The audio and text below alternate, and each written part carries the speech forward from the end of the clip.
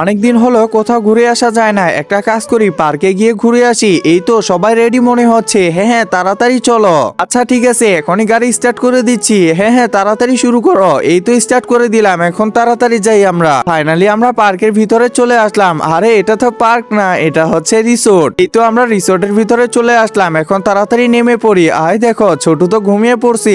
এখানে কত সুন্দর তোতা পাখি দেখতেছি। এই যে দেখেন ম্যাডাম, এ আমার কাছেও আসবে। আরে দেখো দেখো, তোতা পাখিটা তো আমার উপরে উঠে পড়ছে। হ্যাঁ হ্যাঁ, আমাকে তো অনেক ভালো লাগতেছে। পরে তো আমাদেরকে কোল্ড ড্রিঙ্ক দেওয়া হলো। বাহ, এটা খেতে তো অনেক ভালো লাগতেছে। এখানে একটু শুয়ে পড়ি আমি। আরে কোথায় শুইতেছে দেখো, আমার কি অবস্থা করছে এরা। এখানে তো একটা সুইমিং পুলও আছে। বাহ, এখানে জায়গাটা তো অনেক সুন্দর।